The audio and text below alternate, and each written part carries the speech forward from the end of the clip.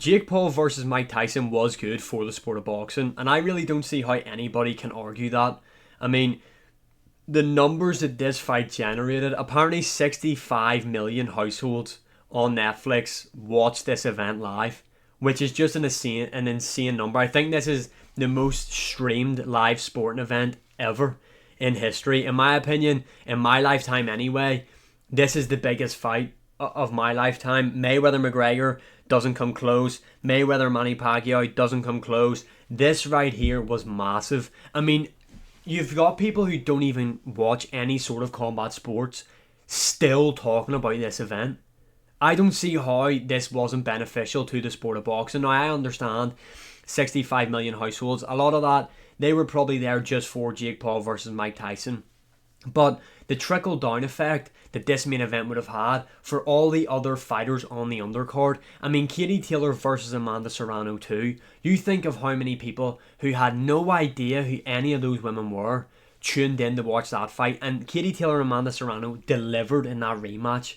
Their first fight delivered, but the rematch also delivered. I mean, that there is one of the best fights we've seen in a very, very long time. Katie Taylor, Amanda Serrano too really delivered. And you think, this is just my opinion anyway, if you don't really watch the sport of boxing and you watched Barrios versus Ramos and then Katie Taylor, Amanda Serrano, and then you watch Jake Paul versus Mike Tyson, I still think you would then become a fan of the sport of boxing because of the fights previous.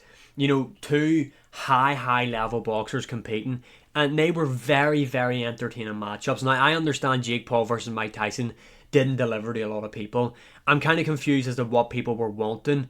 I mean, for me anyway, just my opinion, I didn't go into this matchup thinking, fuck Jake Paul, Mike Tyson, what a fight, what a competitive fight this is going to be. It's going to be a technical masterclass in there. I knew what it was going to be. It was the spectacle. It was the seeing Mike Tyson back. It was seeing Mike Tyson make that walk. Mike Tyson get in there, throw a couple of shots. That's what it was for me. Just to be able to see Mike Tyson fight. Obviously, we got to see him fight Roy Jones. And I stayed up and watched that one as well. The main event was shit. I will give you that. But I don't see why people are complaining about this fight quality when I don't see why you would be tuning in. They expect this fight to be great. Jake Paul's a below average boxer at best. And yes, it's Mike Tyson, but Mike Tyson's 58 years of old. 58 years of old. My brain just I just glitched out there. And literally admitted after the fight that he almost died in June. So what did you expect? I also don't get people saying the fight was rigged. Mike Tyson was pulling his punches. I don't get that. Personally, I just don't agree. I don't agree with that. If you're going to say it was rigged in any way, it's that Jake Paul took his foot off the gas and did knock out Mike Tyson. That is what you could say in that sense. But I don't think it's like, oh, Mike Tyson held back from Jake Paul. Doesn't really make sense to me in my opinion. But I think this event definitely did do the world of boxing good. I mean, the amount of people still talking about it, the amount of people that watched this event, I don't see how it's not beneficial. And like, for example, Katie Taylor, Amanda Serrano too, they needed a Jake Paul, Mike Tyson main event for that fight to happen. They needed a Netflix to come in and put that fight together because of weight classes, money, all that shit. I think this event, in terms of some of the fights in the card were shit. Like, you had your man Nunes, who's in the influencer boxing scene. He's shit, him. Like, that fight there was crap. And obviously the main event didn't deliver. But everything else, in my opinion, I thought it was a good card. I really did think it was a good card. And people are complaining about the quality of the main event. I understand that. But, like, some of these other high level boxers, for an example, this one just came in my head, Anthony Joshua, Frank Martin, you'd to pay £20, 20 something quid for that fight over here in the UK, I believe.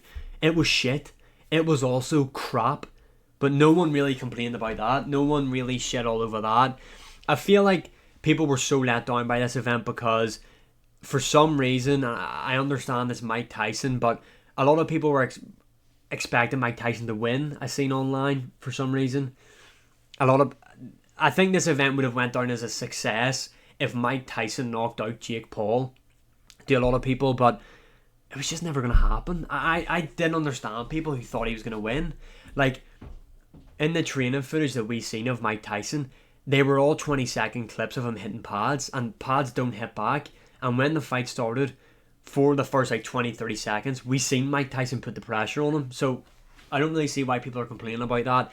I understand that for some reason people thought they were expecting more for this main event. I don't understand why. But what's next for both guys? Just want to touch on that quickly. For Mike Tyson, I don't ever want to see him fight again. I know he called out Logan Paul. Don't want to see it. But Logan Paul actually is that shit at boxing. I think Mike Tyson could probably beat him. In terms of Jake Paul, this guy is he's one of the top faces in the sport of boxing. I know a lot of people won't agree with that. A lot of people will not agree that Jake Paul is one of the big key figures in boxing, but he is. I mean, the guy's got the world on strings right now in the boxing world. You've got Beterbiev, the undisputed light heavyweight champion, calling him out. The IBF heavyweight champion, Daniel Dubois, calling him out. Gervonta Davis was calling him out. You had Ryan Garcia calling him out. You had boxing legends Tony Bellew, Carl Froch calling him out. The guy has the boxing world on strings, let's be honest. Everybody says they hate him and he's bad for the sport, but all these people want to fight him because they know Jake Paul in the sport of boxing is the money man. I forgot to add Canelo in there. What's next for him? If I was Jake Paul, I would try and get like a fight with Beterbiev or Daniel Dubois. I mean, he'll get annihilated by those guys. They'll fucking kill him. But at least he's fighting for a belt. He has zero chance of beating those guys. Daniel Dubois will beat him inside a round, and I think Beterbiev would beat him inside a round as well.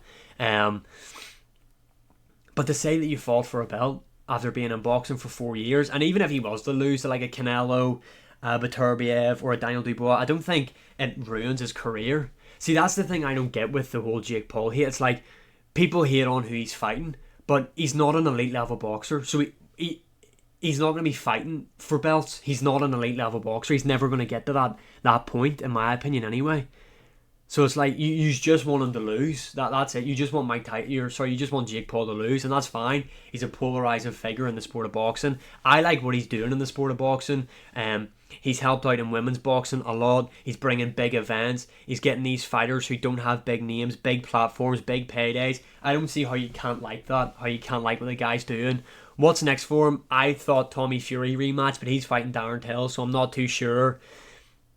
I mean, Carl Froch is there. I think that would maybe be a decent direction to go down. But then again, Carl Froch isn't that big of a name. He's kind of hit the pinnacle here with big events with Mike Tyson. I don't think you get bigger than that, so I don't know what Jake Paul's going to do next. Maybe he just goes back to following the traditional boxing route and fighting the Ryan Borlands and Andre August. But then he also gets hate for that. He's in a weird position. I personally don't know what he should do next, but you should let me know in the comments below. And as always, what did you think of Mike Tyson versus Jake Paul? Did you like it? Did you hate it? Like, share, subscribe, comment, all that good stuff. And I'll see you again in the next one.